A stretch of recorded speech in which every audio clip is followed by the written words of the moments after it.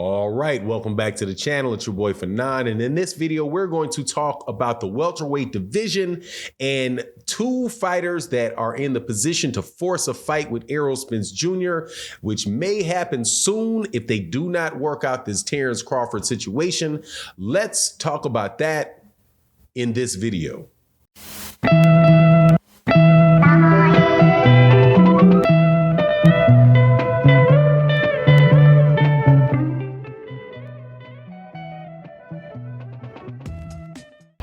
All right, welcome back to the channel. It's your boy Fanon, and in this video, we are in the 147-pound division. We are going to talk about the mandatories that Errol Spence Jr. has lined up for his next fight if he is not able to get this Terence Crawford fight, and one guy in particular who has said that he is going to force this to take place and force it to take place soon.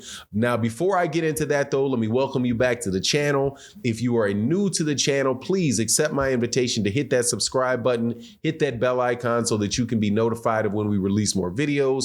Also, if you're a longtime subscriber and supporter, thank you guys so much for all you do for the channel. It is greatly appreciated. Thank you for watching the videos and the live streams that we do every day in the morning. Always really great conversations. Thank you guys for your support. All right, man. So look, feeling like every day as the clock moves forward that Errol Spence Jr. is running out of time, or the show time, Errol Spence Jr. and Terence Crawford are running out of time to figure out whether or not these guys are going to make this fight. All kind of stuff coming out of the Terence Crawford's camp that basically makes people wonder whether or not it's going to happen.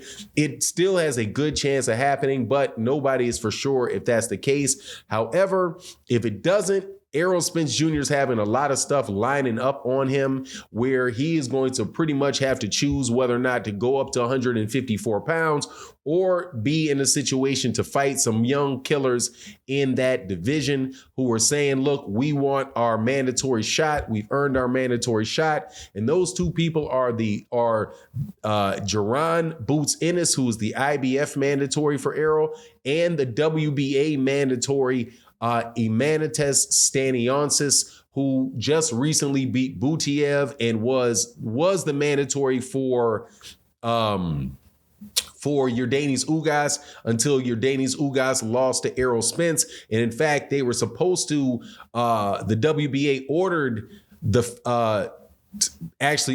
fight with Yordenis Ugas and Stanionis, but it was held up because after Ugas had applied 3 times to be allowed to fight Errol Spence Jr. on the 3rd go, he was allowed to. So now Amanda Stanionis is owed that fight, right? So those particular guys, and Amanda Stanionis specifically is saying, look, Errol Spence Jr. is going to have to either drop that belt or he's going to have to fight me because I've got it on my contract where I get that fight next. Now, there's also the situation with Keith Thurman, but Errol Spence Jr. is being very, very, very firm with the fact that he is not going to fight Keith Thurman.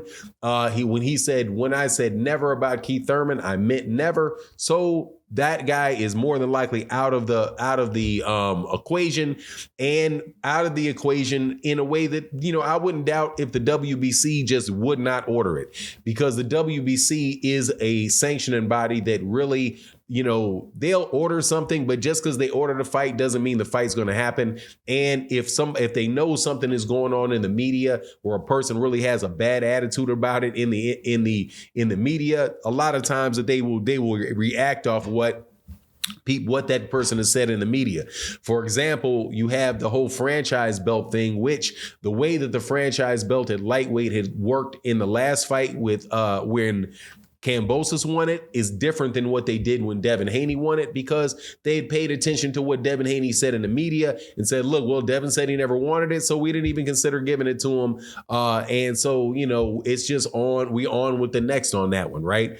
I think that's probably going to be the case where because if Errol's saying, look, I'll drop the belt, you can keep your belt if you force me to fight Keith Thurman, they're not going to want to give up that sanctioning fee with Errol Spence and the fights that he's going to make to set up a title eliminator or a fight for a vacant belt with Keith Thurman and Virgil Ortiz, which more than likely would not take place either.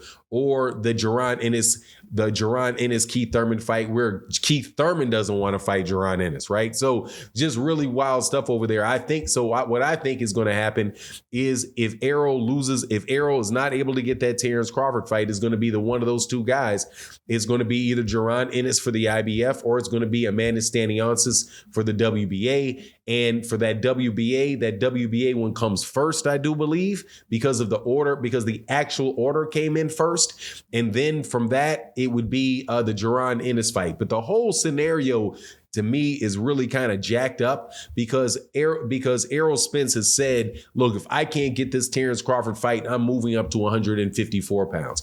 However, if you look at what's going on at 154 pounds, you have to wonder what is there really there for Errol Spence Jr. in terms of in terms of good fights that you want to see, right? Because all of the belts are held by Jermell Charlo, and that without a doubt is probably the best fight that can be made in that division. However, Jermell Charlo said he's not interested in fighting Errol, so I'm not sure what that's going to do for him to be at 154 with all those belts taken up, and everybody pretty much aimed at Jermell Charlo. And then the people that are there in that division that there are actually that he's able to fight. I mean, those guys, some of those guys are very, very dangerous, man. Like Sebastian Fundora. Sebastian Fundora is like I can't remember who said it. Like Jermell Charlo said, man, that guy's got a cheat code. Or Terence Crawford said that man's got a cheat code. Like he's a 6'6", 154 pounder who likes to fight on the inside. And is that somebody that is going to be really a realistic matchup for Errol Spence Jr., right? It just seems to me that all of the good fights for him are at 154 pounds and two of the best fights are mandatories for him, which is, Jaron Ennis and Keith Thurman. Now, as far as what Terence Crawford and all is going to do, the same situation applies to Terence Crawford. Like the other option for Terence Crawford is probably to fight a WBO mandatory, which is going to be difficult to make because I do not believe that Oscar De La Hoya is going to actually put Virgil Ortiz in there with Terence Crawford, even though, Errol, they had been talking about trying to fight Terence Crawford for a while. That kind of toned down a little bit after he left, after Virgil Ortiz left Robert Garcia. But I don't see that fight right there. That's a very risky fight for Virgil Ortiz at this area of his career. But it's also a very risky fight for Terence Crawford against a kid that's that big and that strong and is really confident that they can beat him. But I just can't wait for all of this stuff to kind of get worked out so we can know what's going on. And also, if they're not going to fight, if Terence and Errol are not going to fight, set up those two other really good fights that these guys have, but in the 147-pound division is what my hopes are. So that, maybe they can run back that negotiation if it's reasonable to do so. But anyway, that's my take on the matter. You let me know what you think in the comment section. And with that, I'm out. Deuces.